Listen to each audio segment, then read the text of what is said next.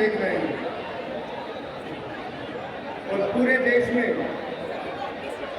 अगर किसी एक बात की गारंटी है तो वो गारंटी है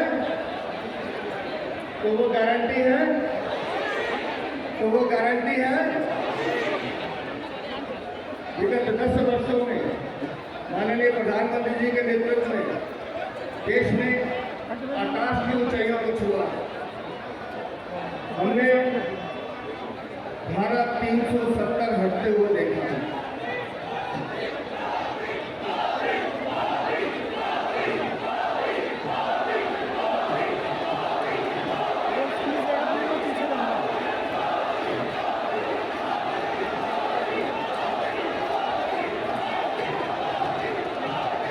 हमारी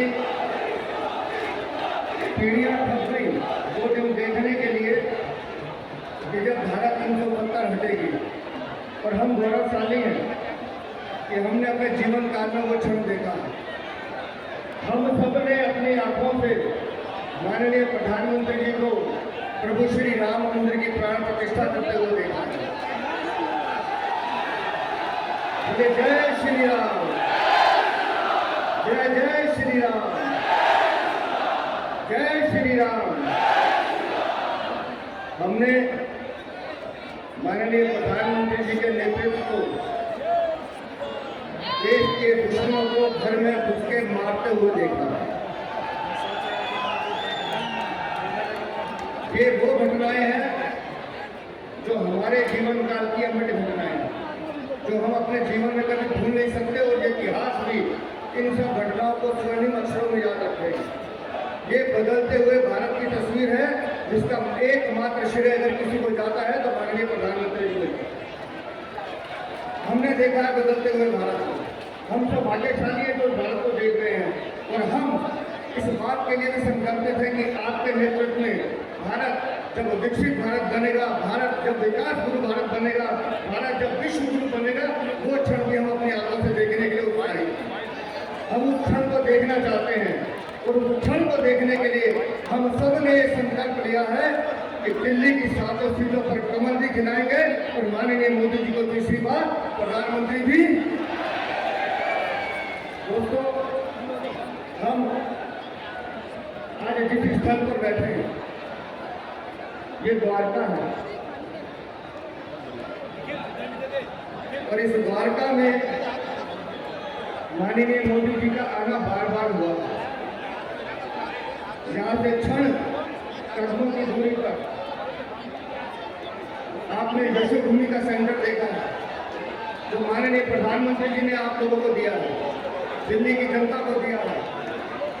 और इसी तरह से इसी द्वारका में लगभग 1569 करोड़ के आवासीय मकान दिल्ली की जनता को दिए गए हैं, जो प्रधानमंत्री के नेतृत्व में सबको दिए गए। इसी द्वारका में लगभग 550 करोड़ की भारत बंधन योजना पर काम चल रहा है। इसी द्वारका और रोहिणी में खेलों का एक नया ढांचा तैयार किया जा रहा है। हम सब जानते हैं कि माननीय प्रधानमंत्री जी खेल और खिलाड़ियों को हमेशा प्रोत्साहित करने का काम करते हैं, उनको आगे बढ़ाने का काम करते हैं। लेकिन द्वारका वाले तो भाग्यशाली हैं कि द्वारका में सेक्टर 8 में 110 करोड़ की लागत से स्पोर्ट कॉम्प्लेक्स बना है। सेक्टर 19 में 85 करोड़ की लागत से स्पोर्ट कॉम्प्लेक्स बन रहा है। सेक्टर 23 में 77 करोड़ की लागत से स्पोर्ट्स कॉम्प्लेक्स बन रहा है। सेक्टर 24 में 223 करोड़ की लागत से स्पोर्ट्स कॉम्प्लेक्स बन रहा है। इसी तरह से रोहिणी में 110 करोड़ की लागत से स्पोर्ट्स कॉम्प्लेक्स बन रहा है। और सेक्टर 19-20 में 30,000 लोगों की क्षमता का बैठने वाला एक फुटबॉल स्टेडियम भी माननीय प्रधानमंत्री जी के नेतृत्व में बनाया जा रहा है। ये सब माननीय प्रधानमंत्री जी का नेतृत्व है, जो एकमात्र दिल्ली के एक द्वारका क्षेत्र में उन्होंने स्पोर्ट्स की एक हब सिटी बनाने का प्रयास किया है, ताकि दिल्ली और देश के खिलाड़ियों को वो मूलभूत सुविधाएं मिलें जो दिल्ली के लोग और देश की जनता जिसकी हकदार है। दोस्तों, हमने नारी शक्ति वंदन अधिनियम को पास होते हुए देखा। माननीय प्रधानमंत्री जी ने हमेशा मातृ शक्ति को बढ़ाने का काम किया है। लेकिन मैं बड़ी विनम्रता के साथ इस मंच से कहना चाहता हूँ कि आज दिल्ली में एक ऐसी सरकार भी है जहाँ दिल्ली के मुखिया अपने घर में बुलाकर महिलाओं का अपमान करते हैं, मारपीट करते हैं, मातृशक्ति को अपमानित करते हैं। ये इसी दिल्ली में हुआ है, आप सबके सामने हुआ है। इसे दिल्ली में इस सरकार को सबक सिखाने की जरूरत है और उसके लिए जरूरी है माननीय प्रधानमंत्री जी का नेतृत्व। इसलिए मैं आप सबसे हाथ जोड़ के विनती करता हूँ, हम सब एकजुट होकर एक मन से, एक मुख से एक ही बात करेंगे। 25 मई का दिन होगा, 25 मई का दिन होगा, 25 मई का दिन होगा। कमल का बटन दबाना है, मोदी जी को प्रधानमंत्री, कमल का बटन दबाना है, कमल का बटन दबाना है। बोलिए भारत माता की, भारत माता की, भारत माता की। धन्यवाद।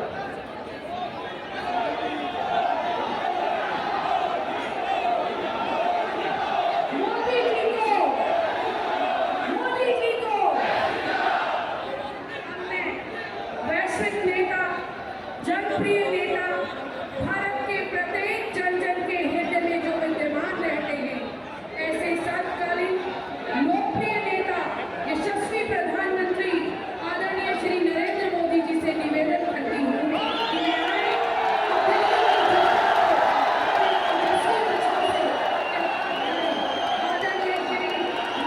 मोदी जी को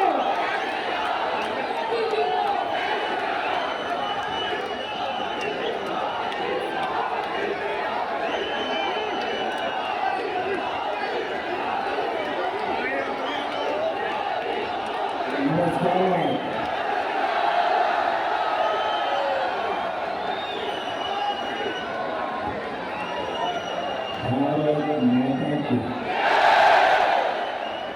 भारत माता की, भारत माता की। दिल्ली का मूड क्या है ये देश देख रहा है। अब तक 400 से ज्यादा सीटों का मतदान हो चुका है। 5 चरणों में बीजेपी एनडीए की मजबूत सरकार पक्की कर दी है।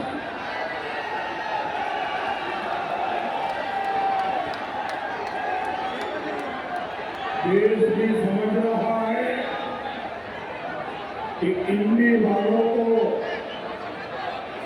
अगर गलती से भी कोई वोट पड़ गया तो वोट देश के लिए किसी काम आने वाला नहीं है।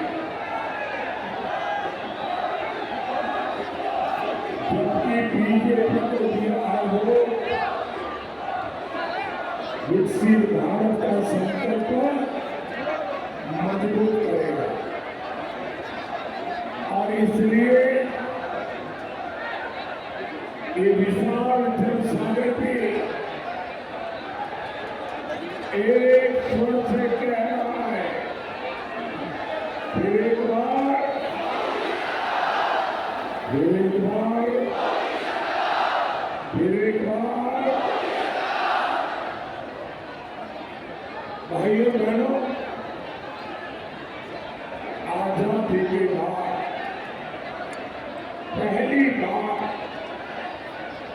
भारत के लोगों ने स्पष्ट रूप से कांग्रेस मॉडल और भाजपा मॉडल का फर्क देखा है।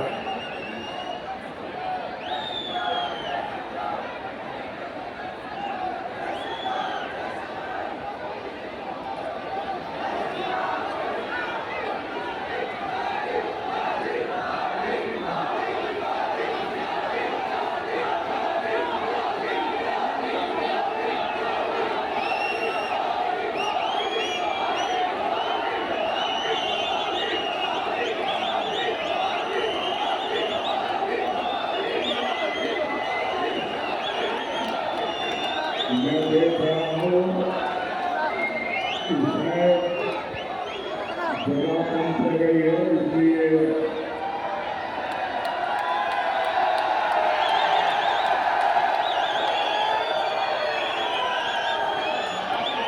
मेरी सबसे प्रार्थना है कि हाथ में जो बहुत वगैरह लेकर आए हैं तो नीचे रख देंगे तो पीछे वाले देख पाएंगे। मुझे दिखा रहे हैं, मैंने देख लिया, तो नीचे रखेंगे तो अच्छा होगा। ये कुछ सुनते हैं क्या वहां पर?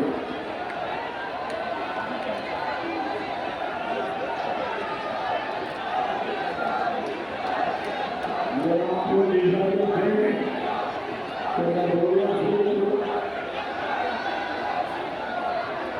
मेरी आपसे प्रार्थना है कि मैडम आप नीचे रख सकती हो,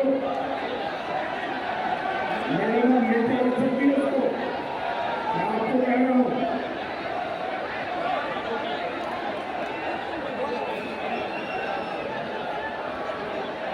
अगर आप लोग इजाजत दें तो मैं अपना बोलना शुरू करूँ।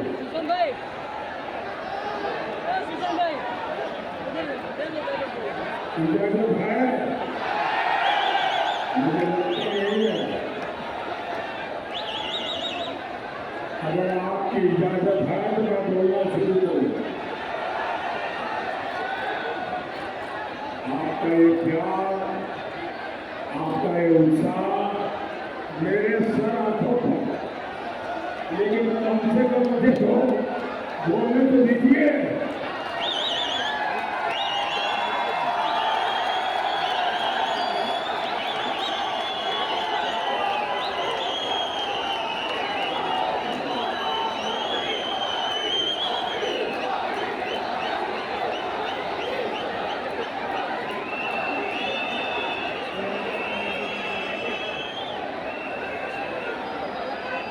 साथियों, देश में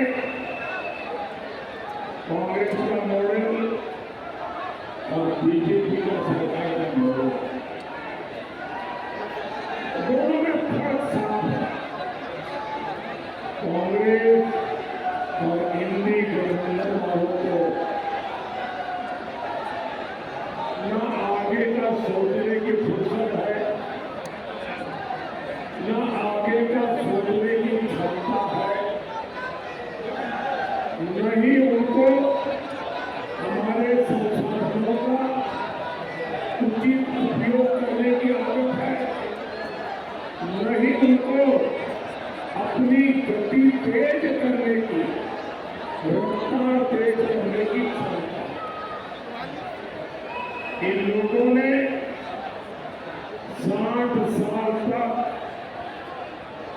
भारत के सामर्थ्य के साथ अन्याय किया है, और मैं कहूंगा इन लोगों ने आपराधिक कृत्य किया है। 140 करोड़ का इतना बड़ा देश भारत को जो स्पीड चाहिए, भारत को जो स्केल चाहिए, वह एकमात्र भारतीय जनता पार्टी की सरकार ही दे सकती है। अगर आप में रुचि हो तो मैं आज दिल्ली की जनता के माध्यम से देश के सामने ठोस आंकड़े प्रस्तुत करना चाहता हूं। आप भी अगर उसको नोट कर लेंगे, याद करेंगे और किसी से भी चर्चा करेंगे तो उसको भी अजब लगेगा कि इतना बड़ा देश के साथ अन्याय किया इन लोगों ने। मैं एक के बाद एक आज आपको बताना चाहता हूं। आप कल्पना कर सकते हैं, कांग्रेस दिन 12 किलोमीटर हाईवे बनवा पाती थी। मोदी सरकार हर रोज करीब 30 किलोमीटर हाईवे बनवा रही है। कांग्रेस 60 साल में ज्यादा से ज्यादा 70 एयरपोर्ट बनवा पाएगी। 60 साल में 70। मोदी ने 10 साल में 70 नए एयरपोर्ट बनाकर छोड़ दिया।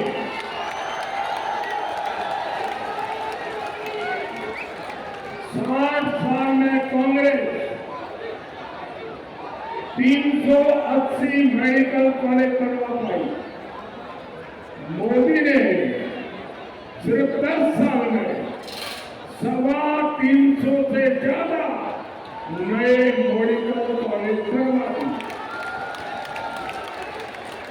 कांग्रेस के समय 7 एम्स से आज 22 से अधिक एम्स है। कांग्रेस के राज में 75% से ज्यादा लोगों के पास नल कनेक्शन नहीं था, यानी सिर्फ 25% घरों में नल से जल आता था। आज 75% लोगों के घर में नल से जल आ रहा है। कांग्रेस ने 60 साल में 14 करोड़ से भी कम गैस कनेक्शन दिए थे। मोदी ने अपने 10 साल में 18 करोड़ से ज्यादा नए गैस कनेक्शन दिए।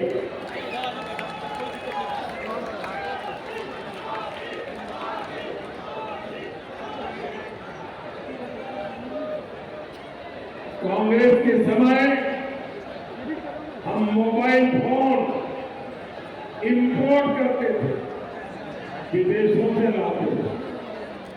आज हम दुनिया के दूसरे सबसे बड़े मोबाइल एक्सपोर्टर बन गए हैं।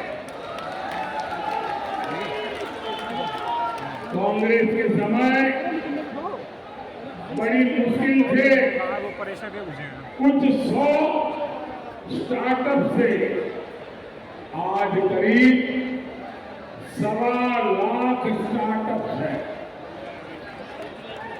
कांग्रेस ने भारत की डिफेंस इंडस्ट्री को बर्बाद किया। आज हम 1 लाख करोड़ रुपए से ज्यादा का डिफेंस प्रोडक्शन कर रहे हैं। कांग्रेस ने बैंकों को बर्बाद किया। आज देश के बैंक 3 लाख करोड़ रुपया का प्रॉफिट कर रही है। कांग्रेस के राज में उनके प्रधानमंत्री ने कहा था कि दिल्ली से 100 पैसा भेजते हैं तो गांव में जाते जाते 15 पैसा पहुंचता है। 85 पैसा वो कौन सा पंजाब बीच में लूट लेता था। आज दिल्ली से 1 रुपया निकलता है तो पूरे का पूरा 1 रुपया 100 पैसे लाभार्थी के बैंक के खाते में जमा होते हैं।